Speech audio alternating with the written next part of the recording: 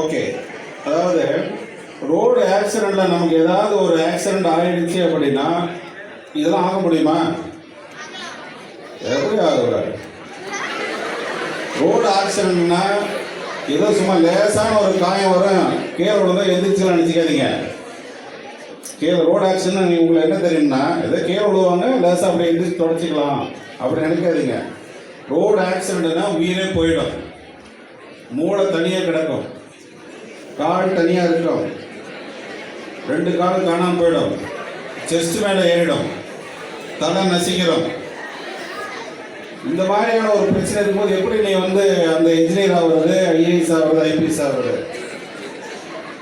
அதனால உலகத்திலேயே சேஃபான இடம் எது? ஒரு வீடு, 2வது ஸ்கூல் காலேஜ் தான் சேஃபான இடம். நல்லா அழகாக இங்கே உட்காந்துக்கலாம். அப்போ வீட்டில இருந்து நம்ம ஸ்கூலுக்கு வரோம், அந்த வரக்கூடிய ரோடு வந்து சேஃப்டியானதா இருக்கா இல்லையா? சேஃப்டி இருக்கா இல்லையா? இல்லை, அதான் முக்கியம். நாங்கள் நிற்கிறோம், இருந்தாலும் சேஃப்டி இல்லை.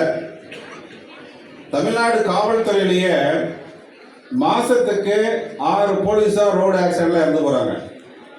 எத்தனை போலீஸார் ரோடு ஆக்சிடென்ட்ல? ஒரு மாசத்துக்கு 6 போலீஸ் ரோடு ஆக்சிடென்ட்ல இறந்துறாங்கன்னா சாலை எந்த அளவுக்கு பாதுகாப்பா இருக்குதுன்னு பார்த்துக்கோங்க.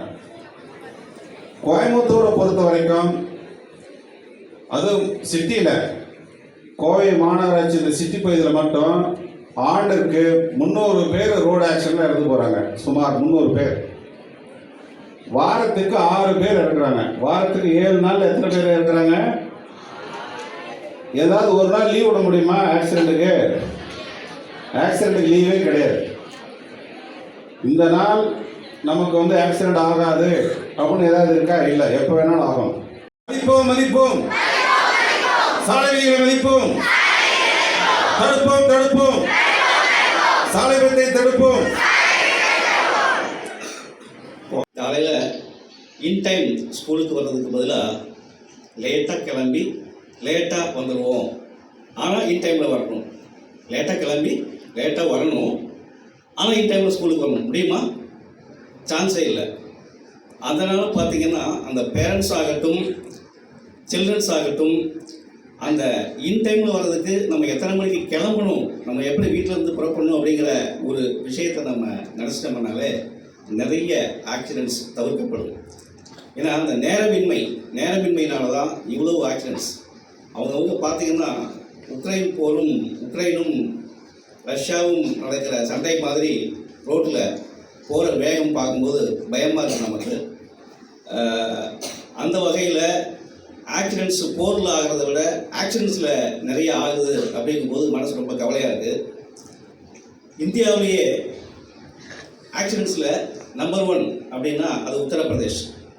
அதுக்கப்புறம் இப்போ பார்த்தீங்கன்னா தமிழ்நாட்டிலேயே நிறைய ஆக்சிடென்ட்ஸ் எங்கே நடக்குது அப்படின்னா கோயம்புத்தூர். ஃபேட்டல் இமீடியட் டெத் அதுவும் கோயம்புத்தூர் தான். ஒரு காலத்தில் பார்த்தீங்கன்னா வெரி குட் மார்னிங், சவுண்டே இல்லைங்களா? பிரேக்ஃபாஸ்ட் முடிச்சிட்டிங்களா? முடிஞ்சது இல்லைங்களா? இன்னும் முடியலையோ? Good morning. Very good. First of all, thank you very much for giving such a good stage to principal school management and Mr. our